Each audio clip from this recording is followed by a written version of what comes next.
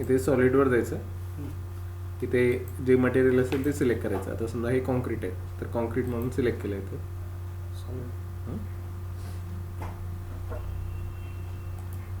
Mesh solid नंतर इथे concrete म्हणून सिलेक्ट केलं. Mesh, right click, generate mesh.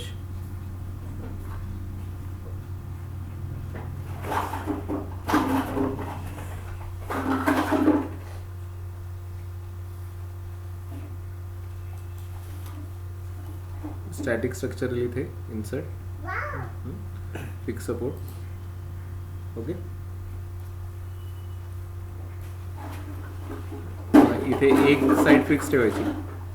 मग इथे बघा हा जो आहे ना हे फेस घेतलं, इथे कंट्रोल आहे, हे फेस सिलेक्ट केलं, इथे अप्लाय म्हणतो. एक साईडला फिक्स सपोर्ट. हां, एका साईडवर ना लोड लावायचा, वरतून लोड समजा. Static structural insert, remote force आणि फोर्स याच्यात काय फरक आहे. रिमोट फोर्स जे आहे तो आपण जिथे क्लिक करतो त्याच्या सेंटरला येऊन जातो. आता समजा मी इथे क्लिक केलं ना त्याच्या सेंटरला येऊन जाईल अप्लाय. आणि इथनं आपल्याला कोऑर्डिनेट्स चेंज करता येतात, इकडे तिकडे वगैरे असं करता येतं.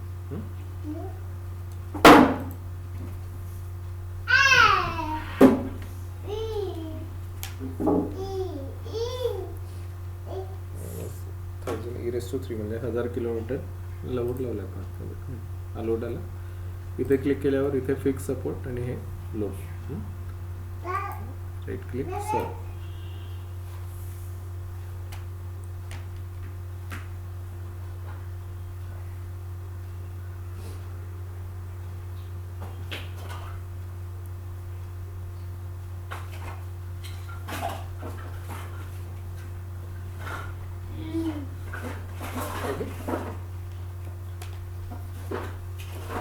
Solution, right click inside, stress, equivalent stress.